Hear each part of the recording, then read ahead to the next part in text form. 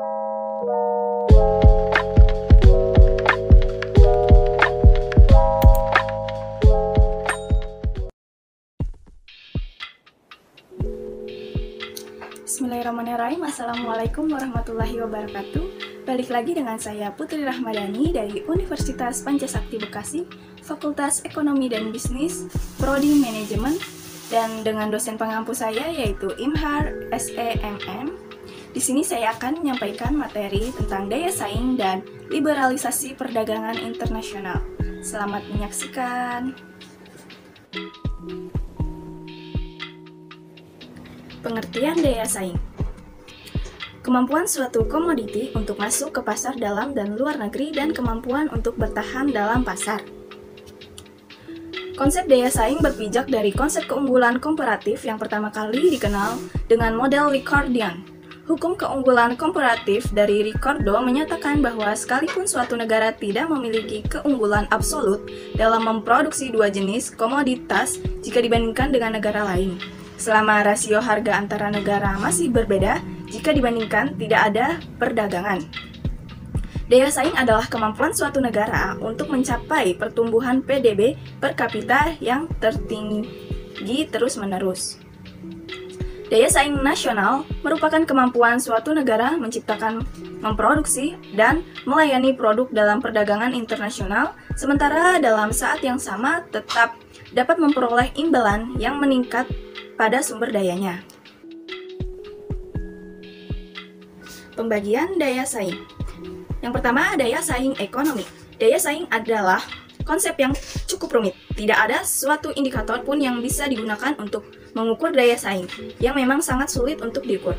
Namun demikian, daya saing adalah konsep yang umum digunakan di dalam ekonomi, yang biasanya merujuk kepada komitmen terhadap persaingan pasar dan kasus perusahaan-perusahaan dan keberhasilan dalam persaingan internasional dalam kasus negara-negara.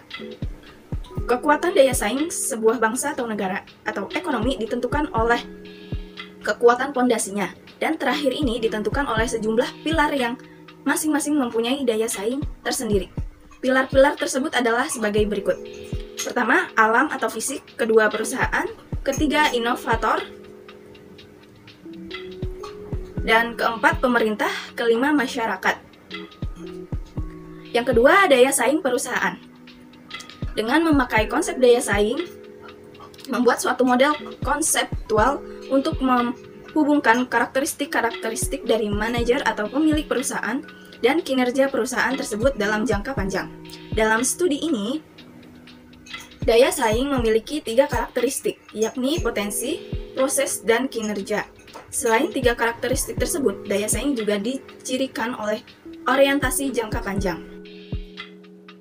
Aspek penting yang mempengaruhi daya saing perusahaan yang pertama, faktor-faktor internal perusahaan, kedua lingkungan eksternal, ketiga pengaruh dari perusahaan atau pemilik usaha. Yang ketiga, daya saing Indonesia versi World Economic Forum. Daya saing dalam pengertian WIF ini adalah daya saing suatu negara atau ekonomi, bukan daya saing suatu produk. Tentu daya saing yang tertinggi dari suatu negara akan sangat membantu daya saing produk-produk dari negara tersebut. Namun demikian, daya saing suatu produk juga ditentukan oleh sejumlah faktor, baik internal seperti nilai tukar, tingkat suku bunga yang mempengaruhi biaya produksi atau investasi, produktivitas, dan lain-lain, dan eksternal seperti struktur pasar global dan sebagainya. Ada faktor-faktor yang mempengaruhi tingkat atau indeks daya saing sebuah negara. Kompleks pertama, persyaratan-persyaratan dasar seperti kelembagaan, infrastruktur, kondisi ekonomi makro, dan tingkat pendidikan serta kesehatan masyarakat. Kelompok kedua adalah faktor-faktor yang biasa meningkatkan efisiensi ekonomi seperti pendidikan tingkat tinggi, kinerja pasar, dan efisiensi. Kelompok ketiga adalah faktor-faktor inovasi dan kecanggihan proses produksi di dalam perusahaan yang secara bersama menentukan tingkat inovasi suatu negara.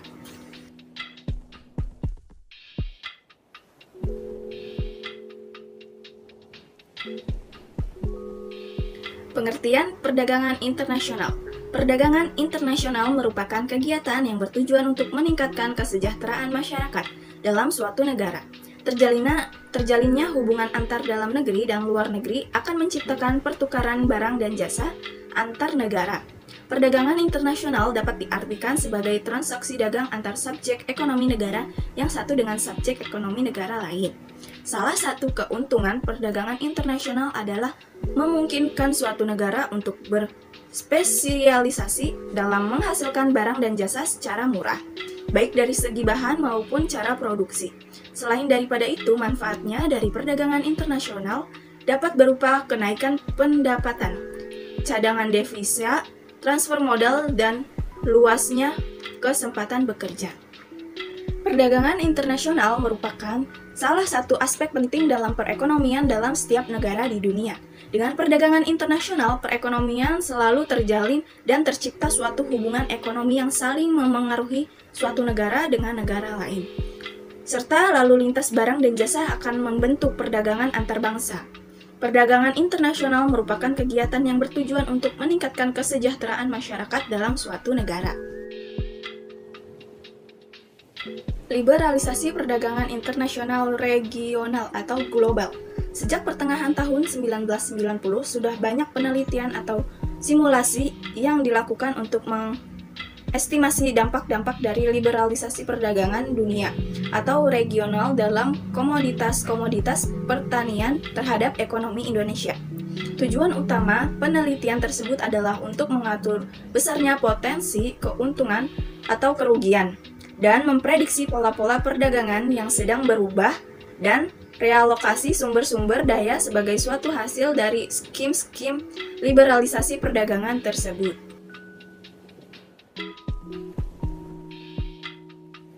Manfaat perdagangan internasional.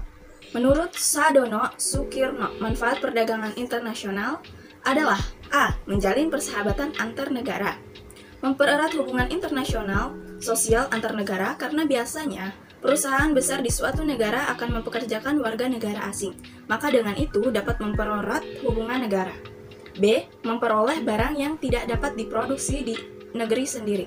Banyak faktor-faktor yang mempengaruhi perbedaan hasil produksi di setiap negara. C. Memperoleh keuntungan dari spesialisasi. Sebab utama kegiatan perdagangan luar negeri adalah untuk memperoleh keuntungan yang diwujudkan oleh spesialisasi.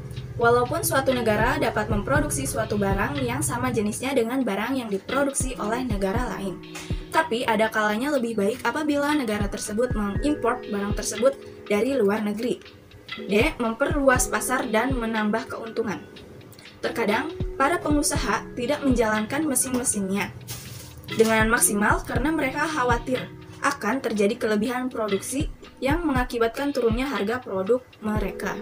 E. Transfer teknologi modern. Perdagangan luar negeri memungkinkan suatu negara untuk memperoleh teknik produk yang lebih efisien dan cara-cara manajemen yang lebih modern. Halangan bagi perdagangan internasional. Perdagangan bebas merujuk pada penghapusan hubungan bagi perdagangan internasional. Halangan paling umum bagi perdagangan adalah tarif, kuota, dan halangan non-tarif. Tarif pajak merupakan pajak pada impor yang dipungut oleh pemerintah federal dan yang menaikkan harga barang kepada konsumen. Kuota merupakan batas pada jumlah dari jenis barang tertentu yang mungkin diimpor ke dalam negeri. Sebuah kuota bisa bersifat sukarela atau dipaksa berdasarkan hukum. Halangan non-tarif meliputi kuota, regulasi terkait dengan konten atau kualitas produk, dan persyaratan lainnya yang menghambat impor. Menurut Gorman, tahun 2009, halaman 288 sampai 289. Dampak liberalisasi terhadap sektor industri. Yang pertama, semakin terbuka akses industri domestik terhadap pasar internasional. Yang kedua, bisa juga mematikan industri lokal yang punya daya saing rendah. Cukup sekian penjelasan dari saya, kurang lebihnya mohon maaf. Thanks for watching. Bye-bye.